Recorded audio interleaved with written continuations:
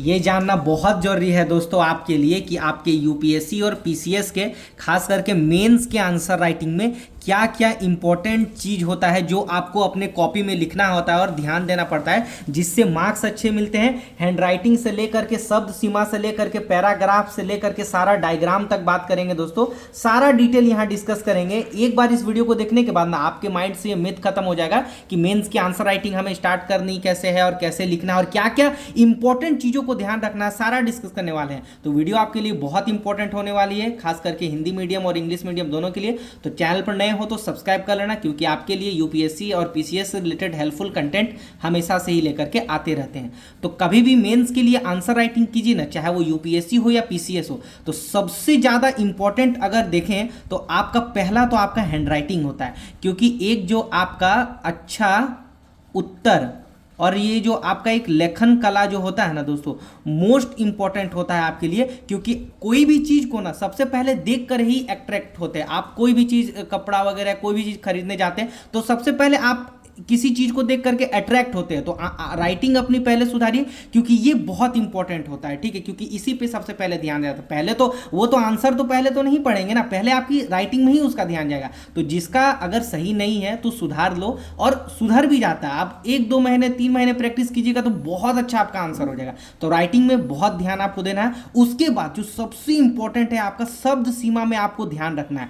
शब्द सीमा का कहने का मतलब, भाई अगर 150 शब्द में अगर क्वेश्चन का आंसर पूछा गया है तो आप कोशिश कीजिए कि मैक्सिमम 140 से 145 शब्द में ही आंसर दीजिए। 160 में आपको बिल्कुल ज्यादा नहीं देना है, क्योंकि पेज भी वहां पर लिमिट रहता है। और सबसे बड़ी बात है, आपने टॉपर्स को भी देखा होगा। आपने जो टॉपर्स या AIR 1, 2, 3, 5 या यूपीएससी में जो भी आंसर कॉपी अपना देखे होंगे टॉपर का, तो वो 150 शब्द का आपने देखा होगा 140 में ही लिख करके या 130 में ही लिख करके खत्म करते हैं। तो ये आपको विशेष ध्यान रखना है, इससे टाइम भी बचता है और अच्छा भी होता है, ठीक है। उसके बाद यहां आते तीसरा नंबर में सेंटेंस अंडरलाइनिंग और हाईलाइट आपको जरूर करना है। कोई भी शब्द है तो उसको क्या करना है, ऐसे है तो यहां पर या तो उसको ऐसे हाईलाइट कर दीजिए या तो ऐसे अंडरलाइन वगैरह ऐसे कर दीजिए। क्योंकि आपने टॉपर्स के कॉपी भी या बहुत सारे आपने देखे होंगे आंसर को कि हाईलाइट और ये से ना कोई भी एक इंपॉर्टेंट शब्द को आप वहां दर्शाते हैं अच्छा से। तो इस चीज का आपको ध्यान रखना है, ठीक है। या तो अंडरलाइन कीजिए या तो ऐसे आप हाईलाइट कर दीजिए, क्योंकि वहां तो 10-12 कलम से तो नहीं लिख सकते हैं, तो ये करना जरूरी होता है। उसके बाद क्या है, छोटे पैराग्राफ में लिखना है और पॉइंट वाइज लिखना है। कहने का मतलब है कि एक ही राइटिंग, एक ही आंसर को ऐसे पूरा भरने देना, ऐसे पॉइंट बाय पॉइंट लिखिए ऐसे ऐसे, या थोड़ा सा पैराग्राफ को चेंज वगैरह करके, यानी तोड़ तोड़ के थोड़ा सा लिखिए। उसके बाद क्या है, पैराग्राफ जो एक दूसरे के साथ जुड़े हो, मतलब कि तारतम्य हो, या तो व्यवस्थित क्रम हो या सामंजस्य हो। मतलब कहने का मतलब है, समझिए कि अब एक पैराग्राफ में लिख रहे हैं, एक आंसर को लिख रहे हैं, तो उससे फिर अलग आपको नहीं निकलना है। जो शब्द है उसको व्यवस्थित क्रम में, या जो सेंटेंस है उसको व्यवस्थित क्रम में लिखना है, और सामंजस्य होना चाहिए, एक दूसरे से हल्का उसका जुड़ाव होना चाहिए, ये होना चाहिए, ठीक है। उसके बाद क्या करना, ये तो मोस्ट इंपॉर्टेंट है दोस्तों, इसको तो ध्यान रखना है। क्योंकि बहुत सारे यहाँ ना मतलब कि थोड़ा सा ना स्लिप भी हो जाता है, ये भी हो जाता है, तो ये ध्यान रखना है। दिमाग और कलम एक साथ आपका चलना चाहिए। मतलब आप दिमाग में कुछ और सोच रहे हैं और कलम में आप कुछ और लिख रहे हैं, तो ये बहुत इंपॉर्टेंट है कि आप दिमाग में जो सोच रहे हैं वही लिखना। इससे क्या होता है ना, आप कंफ्यूज नहीं होते और सर्राटेदार वो आपकी कलम चलती है, ठीक है। तो ये ध्यान रखना। इसके बाद एक इंपॉर्टेंट क्या करना कि इंपॉर्टेंट शब्द जो होते हैं ना, खास करके देखिए हिंदी माध्यम से, तो इंपॉर्टेंट जो शब्द है, जो अर्थव्यवस्था या कोई भी ऐसा शब्द आता है, तो उसको आपको अच्छे से डेली लिखने का प्रैक्टिस करना है। क्योंकि इंपॉर्टेंट हिंदी का शब्द गलत नहीं होना चाहिए, ठीक है। उसके बाद ये तो हो गया। देन यहाँ पर एक मोस्ट इंपॉर्टेंट आते हैं मैपिंग, फ्लो चार्ट और डायग्राम का यूज करते हैं। कभी कभी क्या होता है ना कि हम कम समय में और कम शब्दों में ज़्यादा समझा सकते हैं इससे। जैसे अगर मान के चलिए हम फ्लो चार्ट का ऐसे यूज़ करते हैं, ठीक है, या डायग्राम का ऐसे यूज़ करते हैं, तो कुछ भी यहाँ वर्ड लिख करके हम चीज़ों को अच्छे से यहाँ पर कम शब्दों में समझा सकते हैं। इस तरीके का आप गोल कर सकते हैं, या इस तरह का आप स्क्वायर वगैरह कर सकते हैं, या आप मैपिंग का ऐसे यूज़ कर सकते हैं। आपको साम्राज्य किसी को आपको दर्शाना हुआ, या तो आपको फसलों के बारे में, या उष्ण कटिबंधीय क्षेत्र या उपोष्ण कटिबंधीय क्षेत्र को यहाँ से दर्शाना हुआ, तो कितना अच्छा ऐसे कम शब्दों में ऐसे दर्शा करके लिखिए। इससे अट्रैक्टिव भी लगता है और मार्क्स भी थोड़ा इससे अच्छा मिलता है। फिर आप डेटा को लिख सकते हैं, इकोनॉमिक्स वगैरह सर्वे का कुछ ऐसा डाटा आता है। अब भाई मेंस की तैयारी कर रहे हैं तो उतना तो माइंड में आपको रखना पड़ेगा ना डाटा वगैरह, तो यहाँ पर कुछ डाटा लिख दिया, ऐसे मिल गया, तो इससे ना बहुत अच्छा मार्क्स मिलता है। और कहीं ना कहीं इससे हमारा प्लस मार्किंग होता है और प्रैक्टिस से ये ज़्यादा होती है, और ये तभी हो पाएगा दोस्तों जब आप निरंतर प्रैक्टिस करेंगे, क्योंकि ये एक जटिल है इसको,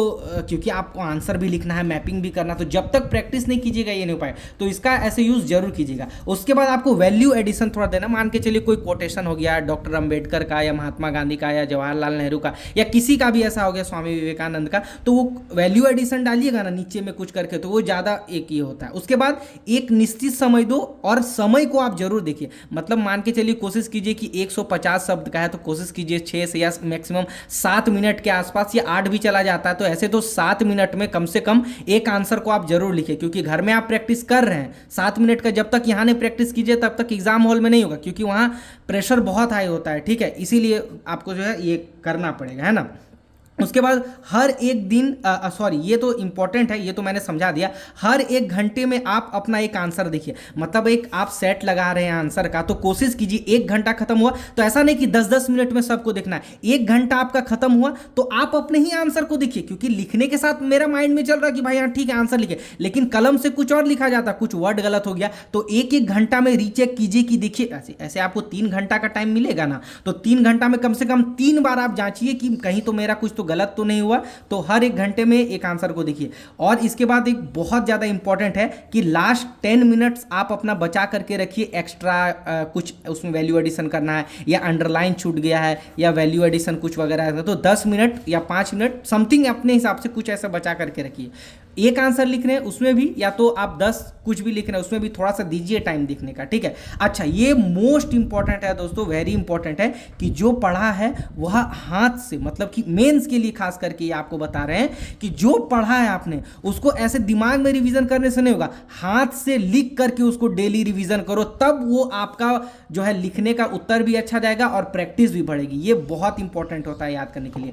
उसके बाद लास्ट में एक मोस्ट इंपॉर्टेंट दोस्तों कि 10 अलग अलग आंसर या क्वेश्चन करने से अच्छा है कि हम एक ही अच्छे आंसर या एक ही प्रश्न पे ज़्यादा हम जो उसमें दिमाग लगाए, या 10 अगर अलग अलग आंसर है उसको 10-10 बार लिख रहे हैं तो क्यों ना एक ही आंसर को हम 4-5 बार ही लिखें, लेकिन एक ही में ध्यान दें, तो ये ज़्यादा होता है। तो ये स्ट्रैटेजी अपनाने से बहुत हेल्पिंग होता है। तो मैंने मैपिंग का भी बनाया, निश्चित टाइम का भी बताया और ये इसको भी बताया। तो वीडियो पसंद आती है दोस्तों तो लाइक एंड सब्सक्राइब जरूर करना, और डेली प्रैक्टिस करेंगे तो बहुत अच्छा आंसर लिख पाएंगे।